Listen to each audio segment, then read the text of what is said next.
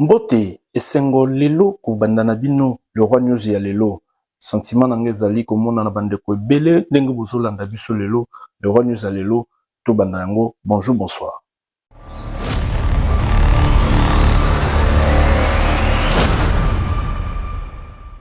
To bandana basango oyo après kolobela ndenge banzela ebebi na commune ya Gombe pe ba embouteillage gouverneur ya ville ya Kinshasa azui solution pona kobungisa banzela tolanda satisfaction ya ba chauffeur.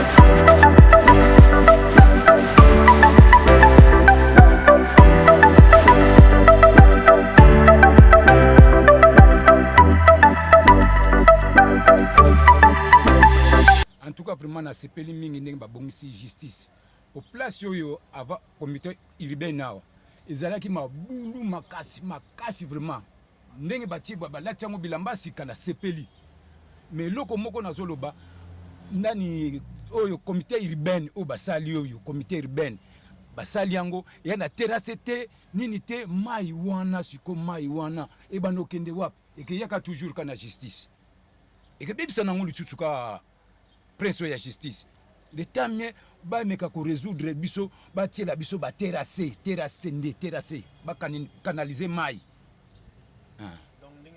ba sala terrasser pour so mai wuti na comité urbain e yabo ki kota na justice ako bebisa ngo lisusu te. En tout cas, merci à chef de l'État, Nzele Bongi, liboso tozala mal à l'aise. Ngane na teka boisombule beti na teka ate maite ngamaka mituka kochola do tozala pena mal à l'aise mais tozongisi merci na chef de l'État akoba pena kosalela biso misala.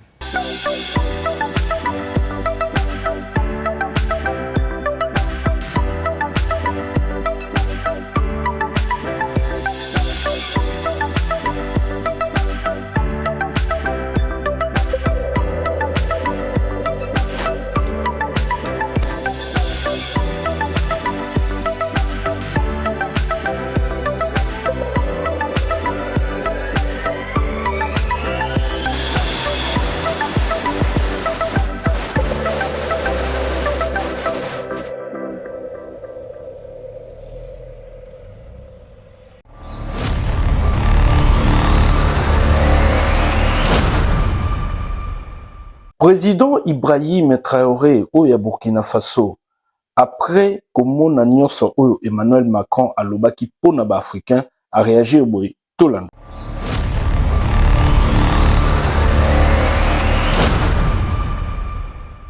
Quand je prends dernièrement les propos de Emmanuel Macron sur l'Afrique, eh bien tout Africain conscient devrait donc comprendre très vite tout ce qu'il a pu nous dire et qu'est-ce que ça signifie. Le général Tchani a dit il n'y a pas longtemps du changement donc de tactique ou de stratégie des forces françaises en Afrique. Et je pense qu'il est venu le confirmer. Il s'agit de dissoudre et de garder un dispositif socle. Et Emmanuel Macron l'a si bien dit qu'on ne peut que le remercier pour cette sincérité. Même si certains ont voulu mettre la poudre aux yeux de leur population, mais la réalité finit par rattraper aussi. Ils ne partiront pas de certains pays. Ils ont juste dissous le dispositif. Vous ne les verrez plus dans des bases, mais dans les ambassades, ils seront là. Ils vont constituer des sociétés de sécurité pour sécuriser leurs sociétés qui existent dans ces pays-là. Mais les soldats seront là. Mais vous ne les verrez plus en tenue ou rassemblés dans des bases. C'est tout ce que ça veut dire. Ils vont se réorganiser, mais seront là. Il a parlé de politesse vis-à-vis de certains chefs d'État en leur donnant la primauté d'annoncer donc la rupture ou le départ des forces françaises. Ça nous importe peu, on peut dire. Mais tout ce que nous savons, c'est que si vous voulez une rupture avec ces forces impérialistes, c'est simple, on dénonce les accords. Tout commence par là-bas. Et je pense que l'exemple du Tchad, en tout cas, est palpable. Ils ont commencé par dénoncer les accords. Sinon, si on ne dénonce pas les accords, juste dire que les bases quittent, on n'a rien fait. Parce que le problème se trouve dans les accords coloniaux de défense qui ont été signés depuis l'indépendance. Le plus dangereux n'est pas ceux-là que vous voyez dans les bases. Le plus dangereux, ce sont les conseillers militaires. Les conseillers militaires existent dans tous ces pays. Ils ont existé au Burkina aussi jusqu'en fin 2022, jusqu'à ce que nous prenions nos responsabilités. Et qui sont ces conseillers militaires? C'est ceux-là qui sont censés mettre en pratique la politique de la France ici. Ils doivent travailler à rendre nos armées très faibles pour que la France puisse toujours avoir l'argument d'exister ici. Sous Blaise Compaoré, ils avaient réussi. Nos sentinelles prenaient donc la garde avec des bâtons. C'est ça que la France veut de nos armées. Lorsque nous arrivons à cette étape, nous n'avons pas le choix que de vouloir qu'ils viennent s'installer. Mais l'armée burkinabé a réussi à un moment donné à se débarrasser des conseillers militaires. Malheureusement, je pense qu'en 2019, après l'opération Otapouanou, où ces Français ont vu que l'armée burkinabé avait encore une capacité de réagir au terrorisme, ils ont appelé le chef d'état-major en France, ils l'ont instruit de reprendre les conseillers militaires dans toute la structure. Eh bien, il n'a pas accepté, mais au retour au pays, les politiques l'ont instruit d'accepter les conseillers militaires. Et c'est là que les conseillers militaires sont revenus dans l'armée burkinabé en 2019. Avec toutes les conséquences qu'on connaît, l'armée était en train de disparaître dans les années 2020-2021. Et d'ailleurs, c'est le moment où beaucoup de militaires ont dû déserter parce qu'il n'y avait plus d'espoir. On était en train de s'effondrer. Voilà un peu comment ils travaillent. À l'état-major général des armées, dans tous les états-majors d'armée, dans les écoles, c'est eux qui sont censés dicter la politique de notre armée. C'est eux qui nous disent combien recruter, quand recruter et qu'est-ce qu'il faut en faire. Ils sont dans les écoles pour nous dire comment il faut les former et ainsi de suite. Tant que ces conseillers militaires sont là, vous n'êtes pas indépendant. Votre armée aura juste l'apparence d'une armée qui sera là en train de faire des parades, du cirque. Mais lorsque viendra la guerre, vous vous rendrez compte que la parade, c'est une chose, mais la guerre, c'est une autre chose.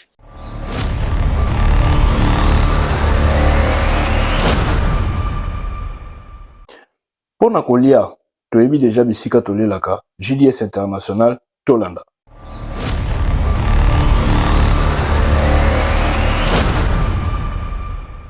Lelelele mwana mama mwana Congo yokelanga eloko yo JDS International eyeli susu na makambu ya sika alimentation bio biloko ya mboka na biso ya kolia pe komela tolia lolenge ya mboka kobebisa sante te mwana mama na bilialia tolia kitoko yokeloko yo. Hey you guys! Welcome to JDS International African Food Market Store. The market food. JDS bambakisi susu service. JDS ya biso ya yo ya biso nyonso mabaki. Supermarché oyo totekaka biloko ezaka bio. Biloko ya Afrique bio. Oni olia food africain makaya bokondo nonda ndakala nyonso tu biloko tu ya Afrika ezaka wana kata supermarché JDS International. Yelele okanisi esili tunanga nini mwana mama JDS International ayeli biso lisusu agence ya transfert de monnaie pe ya bakoli na mituka na biso awa kaka na États-Unis pe na Congo tinda mutuka pe koli na JDS International oza mobimba keba kotinda kolipe mutuka na yo na kintsulin te sino biloko ekoya kokende na buluo tope na angenga bongo kuna tango kotuna papa biloko na nga na tindaki awa wapi yango bakotuna yo wapi na buluo to na angenga yebela. GDS c'est agence ya fret, GDS c'est agence ya food market. Si on a GDS to fongoli agence ya kotinda biloko na Afrique. Donc biloko bandoki na Congo oyo tiki biloko na yo awa bako récupérer na Congo na commune ya Kalamu na Victoire okotuna ngai biso JDS International tozwami wapi na États-Unis tozali na 1195 X Boulevard na Fairfield Ohio na Dixie Boulevard okomona biso toza mobimba bongo na Congo ba agence mosusu ezanga ba adresse yoka ya biso na Victoire pembeni ya Eric agence oyo ya DV Loterie toza pe pembeni ya maison communale na kaka na are ya Kingabwa Izam na Victoire toza mobimba. Maintenant dorénavant okende sous cette agence moko ya fret Kinshasa États-Unis Kinshasa États-Unis na GDS place mususu tondo ya market na adresse ka o ezalaka ya store place store ezalaka 1195 na X Boulevard na Fairfield Ohio soko ye kaka na simaka wana ozana koli na yo ozana mutuka na yo ya kitoko ya bien kotelengana te hein parbi adresse saka moko agence saka moko JDS International. En tout cas JDS International merci na oyo ozosalela biso bana Congo ya boyezala te yaya soki otindi mutuka bisika mosusu okozwango na kintsudi yaya bongo bakotuna yo otindaki biloko wapi.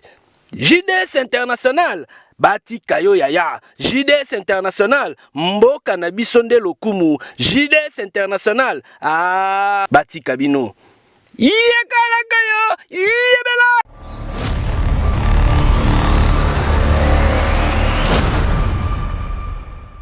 Meeting de vérité ekozala lobby na terrain ya Makala en tout cas mwana moko te ya kin mwana moko te ya Congo azanga tolanda.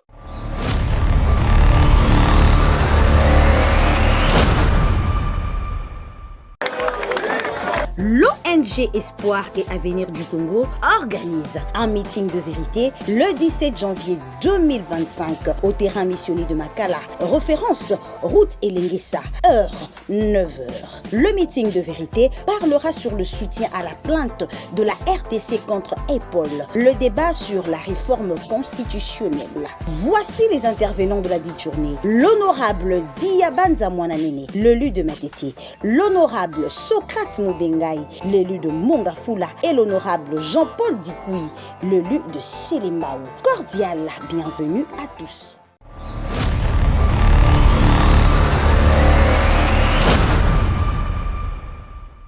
Pona Bunzenga, Salon Kerdi et Zawana, en tout cas, il y a Kitate, il y a Tombolate, Tolanda.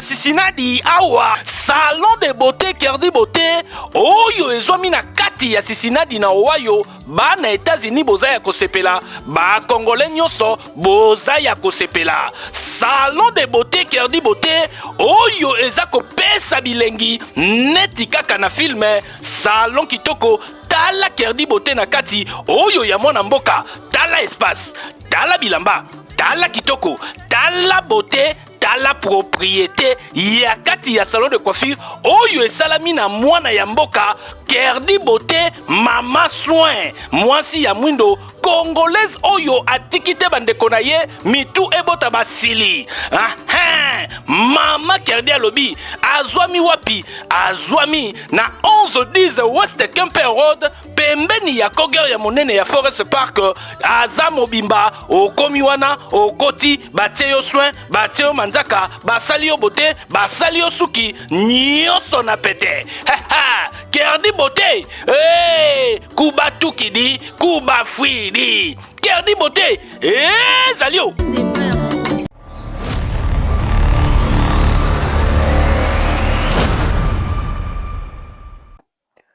Oyo eleki na Los Angeles. Est-ce que eza kanda ya Nzambe to eza nini? Tolandelema.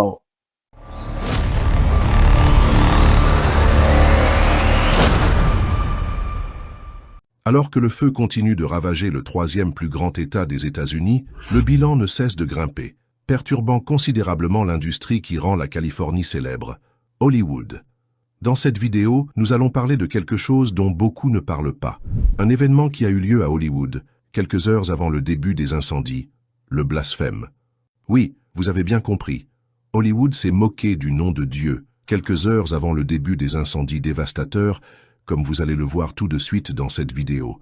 En fait, un jour avant que l'incendie ne commence à détruire la Californie, plus précisément le 6 janvier 2025, il y avait à Hollywood un événement appelé The 2025 Golden Globes Awards, qui célébrait le meilleur du cinéma et de la télévision. Alors que les stars et les artistes d'Hollywood étaient en train d'être honorés pour leurs meilleurs films, la comédienne Nikki Glaser, qui animait la cérémonie de remise de prix de la saison, a prononcé un discours dans lequel elle a inclus le nom de Dieu de la manière la plus dégradante, se moquant de lui et affichant le nom de Dieu recevant une note 0 de la part d'Hollywood. Tout le monde dans la salle a éclaté de rire tout en applaudissant, alors qu'elle continuait à plaisanter sur le nom de Dieu pendant plusieurs minutes. Welcome back. Who got shouted out the most? Let's look at the numbers. Il est temps de regarder qui a eu la meilleure note. Regardons les chiffres. D'accord, les acteurs et l'équipe sont en tête avec 11 mentions. Les mères tiennent le coup avec 3 mentions. Dieu le créateur de l'univers, 0 mention. Mais cela n'a rien de surprise dans cette ville où Dieu n'existe pas. God, creator of the universe, 0 mentions. No surprise in this godless town. La question est la suivante. Quel était l'objectif de ce discours? Oui, c'était le moment de se divertir et de s'amuser. Mais pourquoi inclure le nom de Dieu et s'en moquer lors d'activités aussi futiles? Qu'est-ce que Dieu avait à voir avec cet événement du cinéma, de la musique et du télé-réalité, au point d'inclure son nom dans la liste des participants pour ensuite lui attribuer la note 0? C'est comme si elle voulait dire au monde, pour nous, les stars d'Hollywood, Dieu n'existe pas et voilà que nous le mettons en bas de la liste et lui donnons 0 point, parce que pour nous, il n'a rien accompli. Moins de 48 heures après ce discours blasphématoire, les incendies ont atteint la Californie, forçant des milliers d'habitants à fuir, après que plus de 12 000 résidences et entreprises ont été détruites, causant des dégâts estimés à 300 milliards de dollars américains, selon un bilan encore très provisoire. Au moins 24 personnes sont mortes et plusieurs autres sont jusqu'à présent portées disparues, sans compter des centaines des blessés. Les flammes ont ravagé Pacific Palisades, l'un des quartiers les plus riches des États-Unis, laissant les pompiers débordés alors qu'ils combattaient l'incendie depuis le sol et les airs, au moment où le feu anéantissait des maisons dont la valeur pouvait atteindre plusieurs millions de dollars. Près de 30% des travailleurs du cinéma et de la télévision du pays vivaient dans ce quartier chic de la Californie. Cela comprend les scénaristes, les monteurs, les opérateurs de caméra, les maquilleurs, les traiteurs et bien d'autres. Sur les photographies et vidéos de la catastrophe, certaines rues ont été entièrement rayées de la carte et d'autres sont devenues fantômes. Ces images de quelques jours seulement d'incendie ne faisaient presque aucune différence avec celles de Gaza, ravagée par les bombardements de Netanyahou pendant plus d'une année. En fait, la Californie a toujours eu des problèmes avec les incendies, mais jamais à une telle échelle et jamais aussi désastreux. Je ne suis pas en train de dire que Dieu a envoyé ce feu pour les punir, je n'en suis pas sûr. Mais une chose est sûre et certaine, le feu n'aurait pas commencé sans l'ordre de Dieu, car rien dans l'univers ne se produit sans la volonté et l'ordre du Tout-Puissant. En fait, il existe un point au-delà duquel la patience de Dieu ne peut aller. Il existe une ligne rouge tracée entre les humains et leur Créateur, et chaque fois que les humains osent franchir cette ligne, les conséquences se produisent immédiatement, ou plus tard. En effet, se moquer de Dieu et utiliser son nom pour faire des plaisanteries n'est pas une nouveauté pour Hollywood. Depuis des années, Hollywood a toujours utilisé ses films et ses chansons pour franchir les frontières et banaliser le sacré. Il utilise son industrie pour enseigner aux gens à se moquer du nom de Dieu, à minimiser ses commandements et à rejeter ses normes. Dans une ville qui prospère sur l'illusion de l'invincibilité, il est facile pour ceux qui marchent sous les projecteurs d'oublier qu'il existe une puissance supérieure qui gouverne l'univers, une puissance plus grande que la célébrité, la fortune et le succès. Oui, la liberté d'expression, mais cela doit rester entre nous, humains. Notre soi-disant liberté d'expression ne doit pas aller jusqu'à plaisanter avec le nom de notre Créateur tout-puissant. Moins de 48 heures après le blasphème qui a eu lieu dans Golden Globes, Hollywood était en feu, et jusqu'à présent le feu ne semble pas s'arrêter malgré les moyens colossaux déployés par le pays le plus riche du monde. Il est important de noter que selon les Écritures saintes, lorsque le châtiment de Dieu arrive, il emporte les transgresseurs ainsi que les innocents qui se trouvent aux alentours, et ces derniers vont recevoir la récompense de Dieu s'ils faisaient de bonnes œuvres. Alors, ces incendies sont-ils une sorte de punition de Dieu? C'est quelque chose que nous ne pouvons pas affirmer ou infirmer, car nous avons expliqué différentes raisons qui peuvent conduire à des catastrophes naturelles dans la vidéo précédente. Ce que nous pouvons affirmer sans aucun doute, c'est qu'il suffit seulement qu'une bonne pluie tombe du ciel pour que ce cauchemar terrifiant en Californie prenne fin immédiatement. Et personne n'a le pouvoir de faire descendre la pluie si ce n'est Dieu Tout-Puissant, celui dont Hollywood se moque si plaisamment. Ce genre de calamité vient rappeler à l'humanité que c'est Dieu qui est aux commandes. Et surtout, c'est une mise en garde aux gens qui ferment les yeux face aux injustices et à la transgression, au lieu de s'y opposer en essayant de corriger les malfaiteurs ou de les empêcher de faire le mal, alors qu'ils en ont le moyen.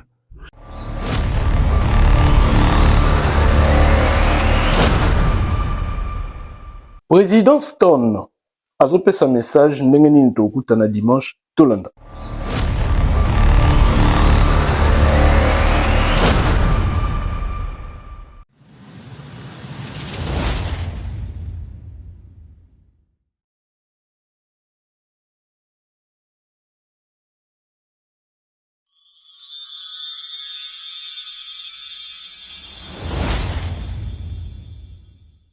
Mbote bana Cincinnati, ezali ngai votre humble serviteur Paty Stone. Ainsi liboso na bino ko présenter bino plan d'action na biso ya communauté.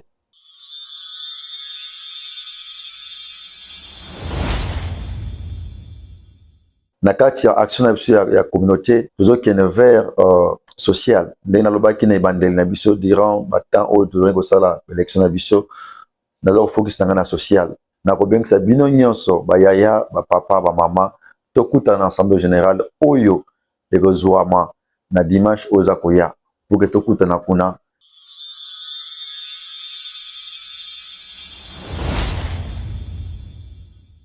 ya mosusu oyo akoloba toza na ntango oyo ya contribution na biso mensuelle oyo ekomami na bayelo ope biso nyonso toyebi motindo nini tosalaka contribution na biso. Na contribution yango nayebi ete batuna eleki ebele oyo baza kotuna mbongo toza kopesa tokosala yango nini. Mama ya likambo nde tokokutana susu kuna na assemblée générale yuwa nde tokolobela bapoint nini oyo etali mpona contribution na biso.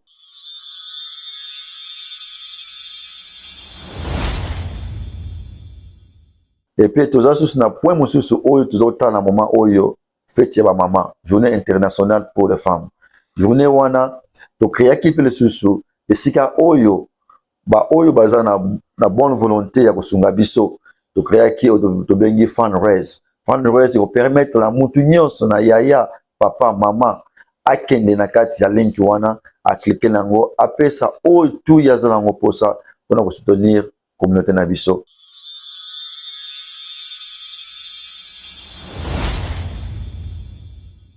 Pour l'avancement de notre communauté, les agatengai ou voter le molobel nabino. Mais si nous travaillons ensemble, toyé ensemble, biso nyonso, toko bâtir communauté oyo ensemble.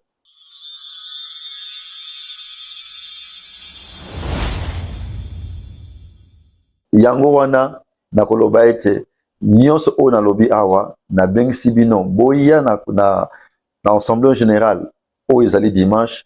Kuna nde tokolobela ba point nyonso pona lobeli ya mbongo ya ba feti nyonso oyo bozalango posa kotuna tukuta na assemblée générale oyo ezali dimanche.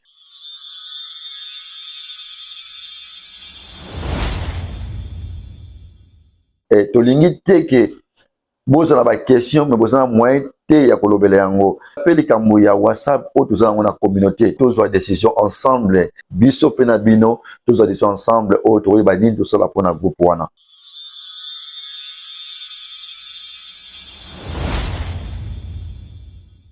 Pona kosokisa na koloba boye na kosenga merci na ba yaya nyonso na kosenga merci na ba pasteur na biso nyonso au sein de notre communauté oyo ba soutenaki biso na moyen ya libondeli ba moyen nyonso et puis na kosenga merci na groupe na biso ya ba sage oyo ba comprendaki biso na bande élection ti na suka élection et puis na kosenga sous merci na ba association na biso nyonso awa na kati ya communauté na biso. Sika bozali, en tout cas, merci pour notre support na bino.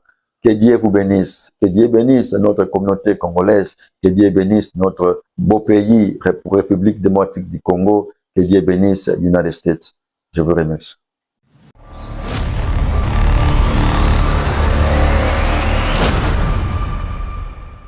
Tout c'est quand même qui est Tolik.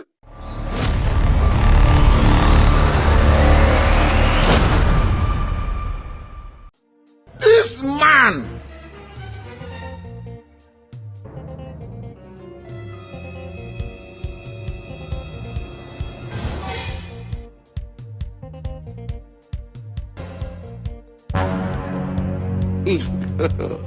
God have mercy upon us.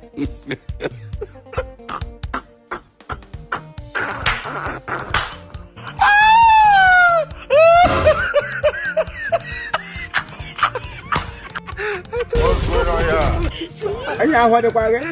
You don't know. You don't know why it's going on.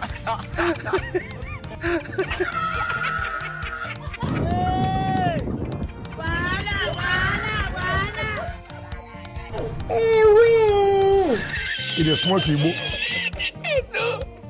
Il est très bien.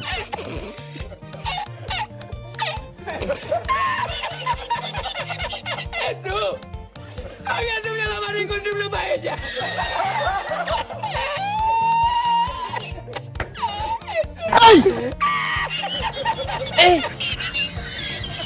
Aujourd'hui aussi, c'est un autre jour. Le monde part en couille. Non! Ça dit, j'ai du mal à imaginer. Là, le truc. Baby Momo, you think say they're wise? You are a Momo man.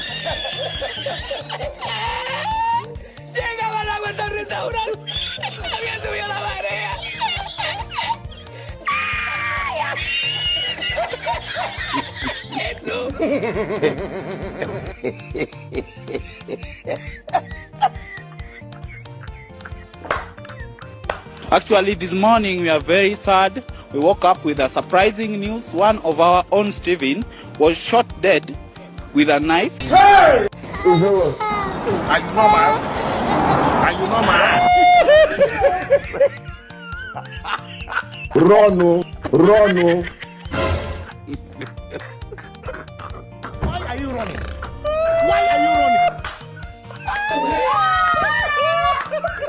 Viewers, apologize. I'm continuing.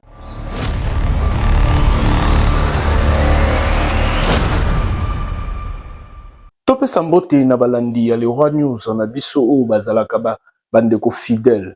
Mama Mishka Kabe ya Mpoi na Kinshasa, Madame Divine Luisa quelque part, en tout cas Madame Blesse Tambwe awa na kati États-Unis, Feza Samantha, Junior Bula, bandeko nyonso balingaka Leroy News, bana na ngai ya Sami Poi. Merci beaucoup.